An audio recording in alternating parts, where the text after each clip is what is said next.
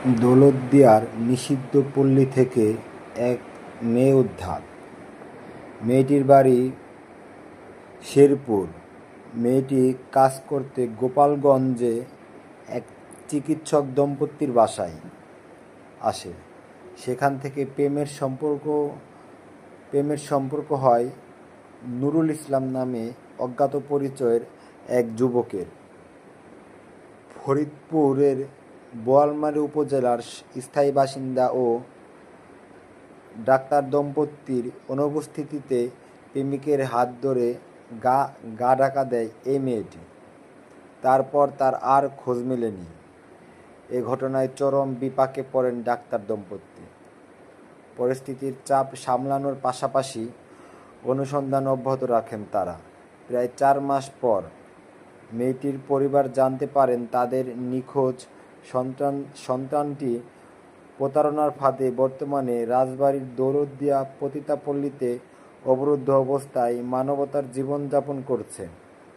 তীব্র শারীরিক ও মানসিক নির্যাতন করে তাকে অনাকাঙ্ক্ষিত যৌনাচারে বাধ্য করা হচ্ছে।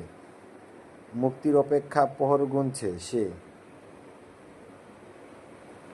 অভাবী অসহায় বাবা রাজ্জাক শেখ যোগাযোগ করেন ডাক্তার দম্পতির সঙ্গে। তারা তাৎক্ষণিক সাড়া দিয়ে এ বিষয়ে বোয়ালমারী কতিপয় গণমাধ্যম কর্মীর সহযোগিতা কামনা করেন। এরপর ওই সাংবাদিকদের অনুরোধে রাজবাড়ী জেলা ও গোয়ালন্দ থানা পুলিশ 16 জুন যৌনপল্লীতে অভিযান চালিয়ে মেয়েটিকে উদ্ধার করে তার বাবার হাতে তুলে দেন। এ কাজে রাজবাড়ীর কয়েকজন গণমাধ্যম কর্মীও গুরুত্বপূর্ণ ভূমিকা পালন করেন। উদ্ধারের পর মেয়েটি অতীতের বিষাক্ত স্মৃতিচারণ ও মুক্তির আনন্দে আবেগপ্রবণ হয়ে ওঠে।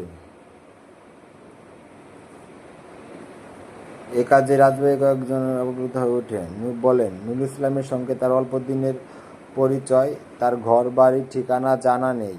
ভালো চাকরি দেওয়ার কথা বলে সে ডাক্তার দম্পতির বাসা থেকে তাকে নিয়ে আসে এবং যৌনপল্লীতে রেখে চলে যায়। দেখছেন কি কাহিনী ঘটে বাংলাদেশে। সবাই শুধু ধান্দার খোঁজ নেয়। আপনারা সবাই সাবধান থাকবেন, ঠিক আছে?